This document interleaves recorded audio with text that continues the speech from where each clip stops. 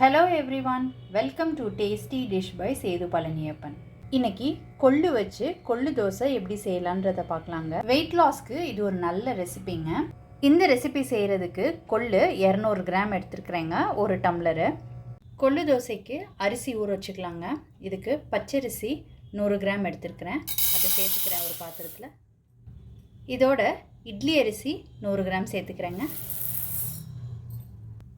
அடுத்து இதில் 1/4 கப்பு உளுந்து சேர்த்துக்கிறேங்க. 1/2 ஸ்பூன் வெந்தயம் சேர்த்துக்கிறேன். கொள்ளு 2 தடவை நல்லா வாஷ் பண்ணி எடுத்து வச்சுக்கோங்க. அரிசி உளுந்து அதை தனியாக வாஷ் பண்ணிக்கோங்க. ஊற வைக்கும்போது இது எல்லாத்தையும் ஒன்றா சேர்த்துட்டு 8 மணி நேரத்துக்கு ஊற வச்சு எடுத்துக்கலாங்க. ரெண்டையும் தனித்தனியாக கழுவி எடுத்தாச்சுங்க. இப்போ ஒன்றா சேர்த்து போட்டு ஊற வச்சுக்கலாம். இப்போ நல்ல தண்ணி விட்டு 6லேருந்து 8 மணி நேரத்துக்கு ஊற வச்சு எடுத்துக்கலாங்க. கொள்ளு, அரிசி, உளுந்து, வெந்தயம் ஊற வச்சுருந்தது நல்லா ஊறிடுச்சுங்க. இப்போ தண்ணியை வடிச்சிட்டு அதுக்கப்புறமாட்டி ஜாரில் சேர்த்துக்கலாம். 2 பேட்சாக அரைச்சி எடுத்துக்கிறதுக்கு நான் மிக்ஸி ஜாரில் சேர்த்துக்கிட்டு இருக்கேங்க. தண்ணி சேர்த்துக்கிட்டு கெட்டியான பக்குவத்துக்கு அரைச்சி எடுத்துக்கலாங்க. இந்த மாதிரி அரைச்சி எடுத்துக்கிட்டாச்சுங்க. இது ஒரு பாத்திரத்துக்கு மாற்றிக்கிட்டு அடுத்த பேட்சும் அரைச்சி எடுத்துக்கலாம். இப்போ 2வது பேட்ச் அரைக்க போகிறேங்க. இதில் உப்பு சேர்த்துக்கிறேன், தண்ணி சேர்த்துக்கிறேன். இதை அரைச்சி எடுத்துக்கலாம் கெட்டியாக. 2வது பேட்ச் அரைச்சதையும் இதோடு சேர்த்து கலந்து விட்டுக்கலாங்க.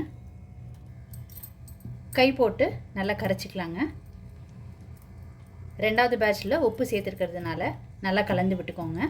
எல்லாத்தையும் ஒன்று சேர்த்து நல்லா கரைச்சி எடுத்துக்கிட்டாச்சுங்க. இப்போ புளிக்க வச்சுக்கலாம். 4லேருந்து 6 மணி நேரத்துக்கு புளிக்க வச்சு எடுத்துக்கலாங்க. 6 ஹார்ஸ்க்கு மேலே ஆயிடுச்சுங்க. மாவு வந்து நல்லா புளிச்சிருச்சு. புளிச்சிருக்கிற மாவை நான் 2 பகுதியாக பிரித்து எடுத்துக்கிட்டு இருக்கேங்க. இதில் நீங்கள் இட்லியும் செய்யலாம், தோசையும் செய்யலாங்க. இட்லி செய்கிறதுனா அப்படியே நீங்கள் யூஸ் பண்ணிக்கலாம். தோசை செய்யும்போது தண்ணி விட்டு கன்சிஸ்டன்சியை அட்ஜஸ்ட் பண்ணிக்கிட்டு அதுக்கப்புறம் தோசையாக செஞ்சுக்கலாங்க. நான் இப்போ தோசை செஞ்சு காமிக்க போகிறேங்க. இந்த மாவில் தேவையான அளவு தண்ணி சேர்த்து தோசை மாவு பக்கத்துக்கு கரைச்சிக்கலாம். இதை நல்லா கரைச்சி எடுத்துக்கிட்டாச்சுங்க. இப்போ தோசை செஞ்சுக்கலாம்.